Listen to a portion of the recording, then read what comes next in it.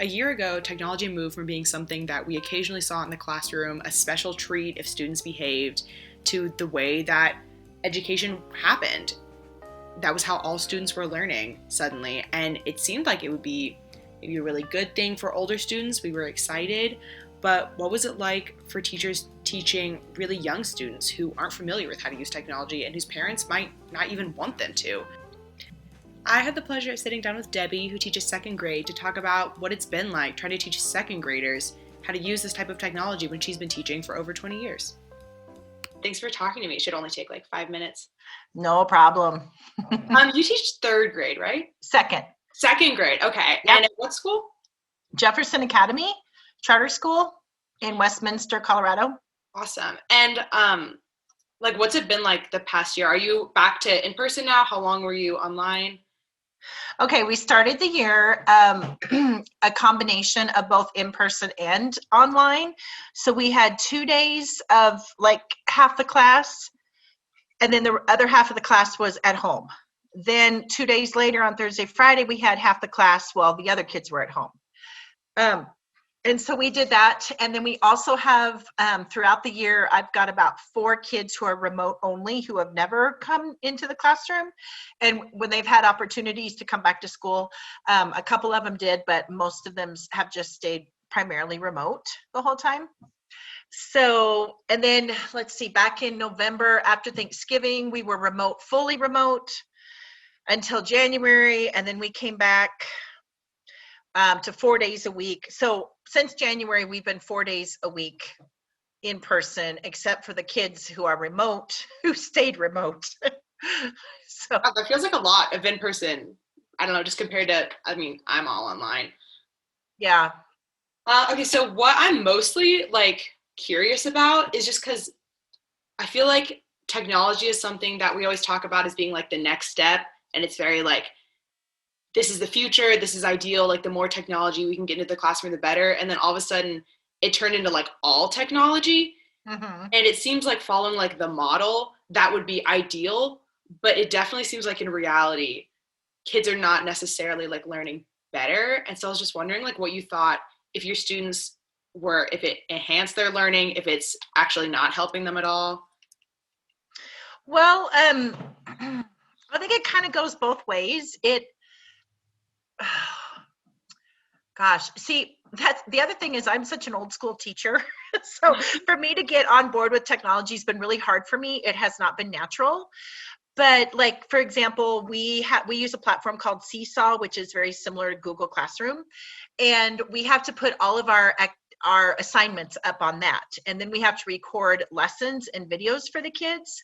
So like I'm in charge of all of the science and social studies. So we just did the water cycle. So every day I would make like a Google slide presentation of information about like a different part of the water cycle. And then I'd record it, and then I'd have an activity to do and that type of stuff. So in the sense of them learning through technology like that at the primary level, I don't think that's beneficial, because like, I don't know how much they're paying attention, staring at a computer screen, all of that, whereas when they're in person, you can interact with them and you can see what they're doing, you can see what they're writing, you can make corrections.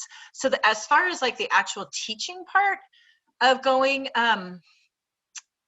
the teaching part through technology, I don't think is very beneficial for primary.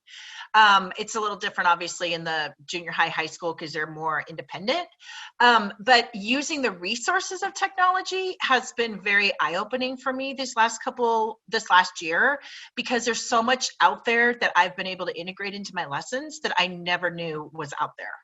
Like, right. All the YouTube videos, every book, if I want to know about a book, I just YouTube it and there's a book read aloud for it.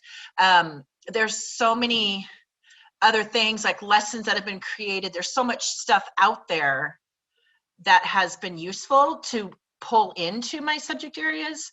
But as far as the kids actually learning and saying like, okay, if we just go all digital and kids just learn this way and this is the future of education, I personally don't think that that's in the best interest of students, especially in the primary level. Yeah, that's pretty much what I was thinking, especially with the younger kids. Like, if a teacher says, make a Google Doc, I know how to do that. I'm guessing if I was in second grade, I would be like, what's a Google Doc? Yeah, and they learn little bits. Like they do have technology class, so they've learned little bits of that. But like for example, like I have a girl who is all remote and she really struggles. She's at benchmark for like her assessments and stuff, but like her daily work that comes back is just really horrible because she's either choosing to not watch videos or she's watching the video but she didn't understand, but she just does it. So then I have to sit back with her and try to find another time to meet with her on Zoom, and I'm having to hold up papers on in front of the Zoom camera for her to look at, and then I can't see what she's writing. And it's like you can't be in person to like to make those corrections and stuff. Yeah.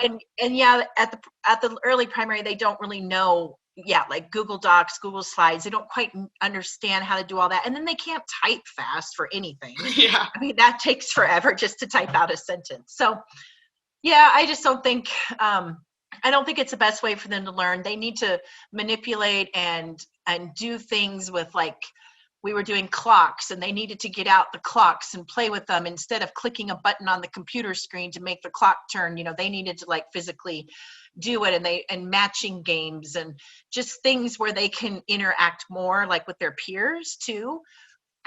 Yeah. You know, they can do a lot more, I think, and learn better when they're playing, not, I don't want to say playing, but when they're doing class activities with one another, then they can, you know, build off that, you know, peer relationship and then help each other and learn that way. And Right. And I think that like everyone could agree that hybrid learning is like pretty cool and there are some stuff that they'll incorporate in the future, but I don't really think that anybody would say that second graders should be like exclusively sitting in front of a computer and like, exactly. watching videos and typing. Like that's not a controversial take, really. No, no, that's not in the best interest at all.